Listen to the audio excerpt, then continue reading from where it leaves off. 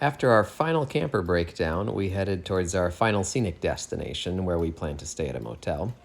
We went up the Pacific Coast Highway to the Humboldt State Park to see the redwood trees, which were indeed indescribably tall. And we also went and visited the shrine tree, which we couldn't drive through because we had our trailer hooked up, and that would not have gone well. But we got to walk through it, which was almost as entertaining. And the kids got to play in some pretty sweet tree houses before we headed to the visitor center. So we have a travelogue where the kids have been recording places that we've been and dates and such. But this fellow made a real travel log to show people around the US the size of the redwoods. And he carved the whole thing out of a single log, and then he mounted it on an army truck chassis. From the visitor center, we continued up the Avenue of the Giants and took a little hike in the woods to see the Dyerville giant, which was the tallest tree in the world until it fell in 1991. And after that, we headed up to our motel across from Trees of Mystery.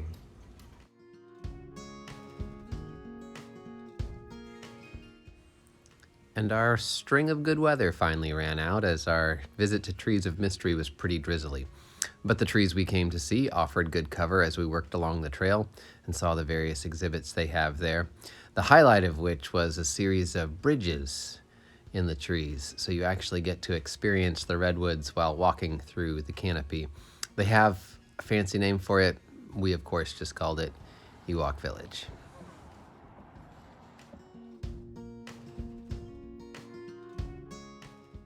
And if that's not high enough for you, they have a gondola, which we boarded and rode up the side of the hill to the very top where they had viewpoints. And they showed you what you could see, and we looked at the fog.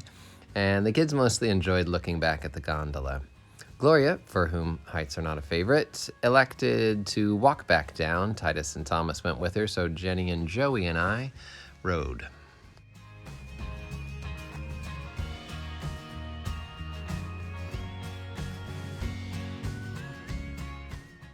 We got an early start from the motel on a rainy morning and pushed all the way through Oregon, stopping only once, and made it to Battleground, where we stayed with friends, had a great time fellowshipping, playing games, hospitality, and homemade pizza.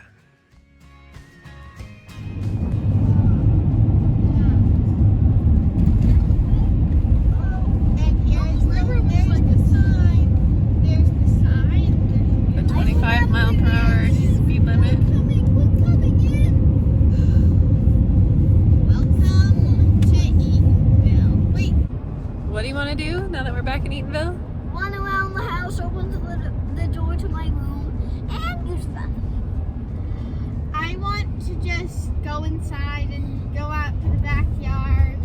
I want to look at the duck pit. I want to jump on the beanbag upstairs. I want to see everybody we haven't seen.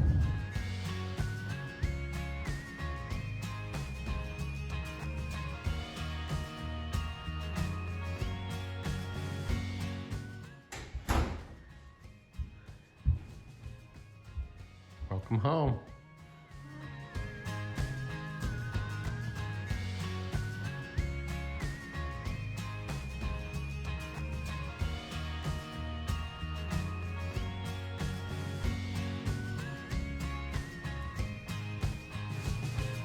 Setting the camper up at home, I have made the startling discovery that our rear panel has come completely unattached.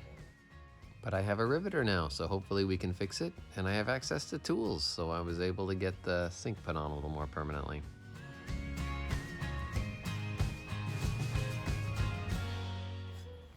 Thomas, you are home from the big trip. What's something you would recommend or something you really enjoyed on the big trip that's memorable to you?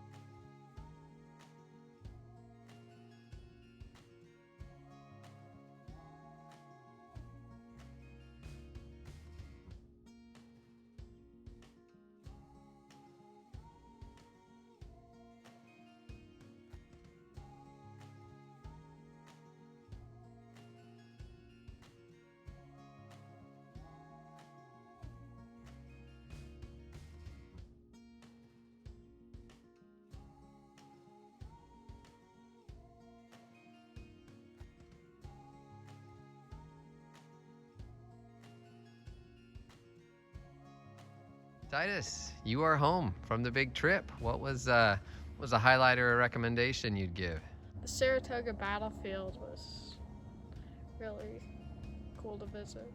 Yeah, had some good history there. How about tough part of the big trip? Being in close proximity with everybody all the time. What time of day was that the hardest?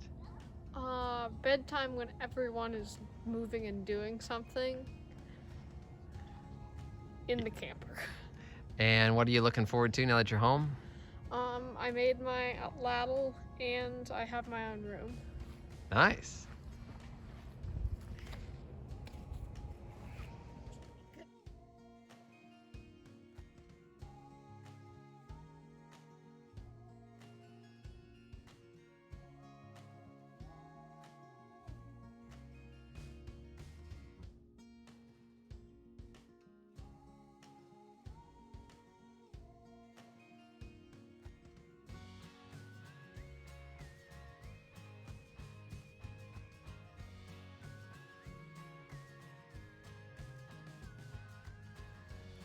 Jenny, tell us about the highs and lows of the trip and your transition.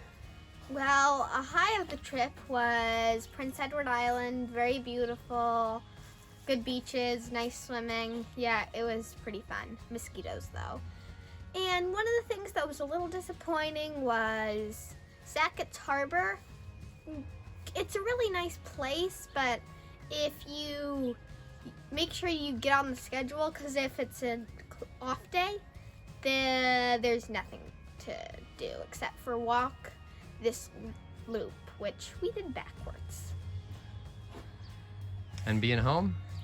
Well, it's nice for one to just have a house and a room, but also I'm glad to get to go to public school again and see my friends. Oh no, pretty good trip.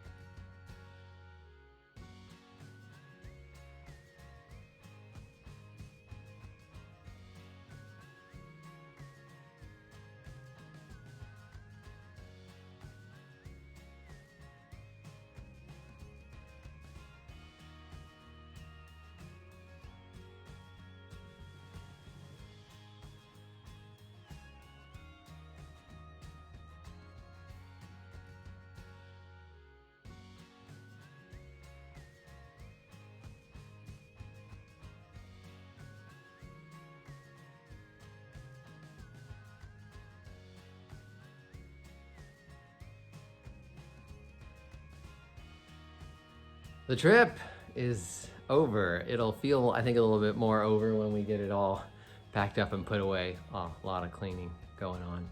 It was more educational than I thought. Everybody said you're gonna learn stuff, but I didn't realize how much I didn't know. And trying to keep up with the kids, you learn a lot.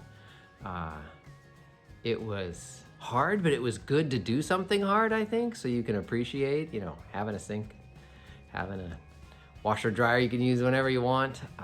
Yeah, so coming home has been good. Felt like the right time, especially with the weather changing, and there's just, you can't replace community. Really missed people that we know and love.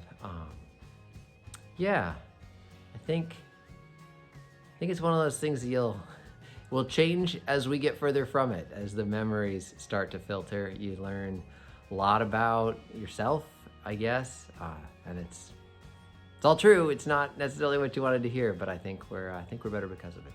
Thank you all so much for following.